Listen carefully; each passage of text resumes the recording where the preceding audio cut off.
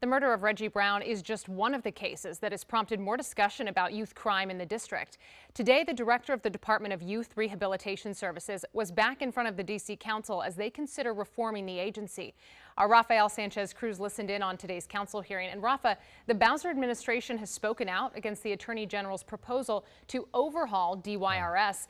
Has there been any progress? Well, look, Simone, back in May, the mayor said that she was a hard no on this reform, but just last week, her administration sent over some markups on the proposed bill. Today, the director of DYRS agreed to some changes, but the key word is some. DC's Department of Youth Rehabilitation Services continues to be under the microscope of the DC Council. This has been a struggling agency. Councilmember Zachary Parker calling the rate of kids and teens in DC who are repeat criminal offenders alarmingly high.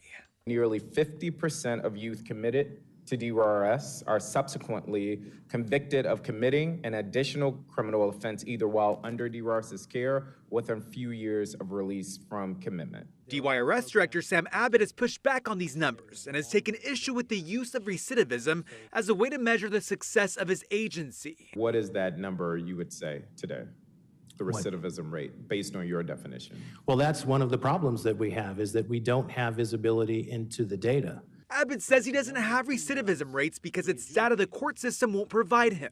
DYRS is struggling. Attorney General Brian Schwab has proposed a series of overhauls to DYRS, known as the Road Act. The bill calls on DYRS to provide youth under their purview with a treatment plan within 30 days. I know for a fact there are going to be tough-to-place youth that will exceed 30 days every time. Abbott has recognized DYRS is not meeting that 30-day window. In September, he testified that it was taking an average of 62 days to provide a young person with a treatment plan. What is the consequence of exceeding the 30 days that you're comfortable with?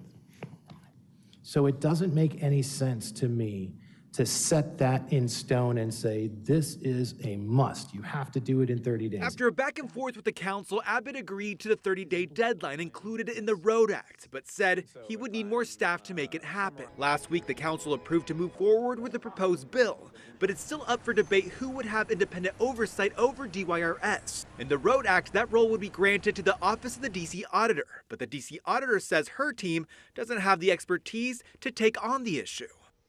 Yep, a lot of back and forth. On Friday, the Subcommittee on Libraries and Youth Affairs will take up the issues at DYRS again, but this time they will hear from the public, Simone. Well, you said it. I think the public has a lot to say, and I think back and forth was a tremendous understatement. Rafa, we'll see you soon. Thank you.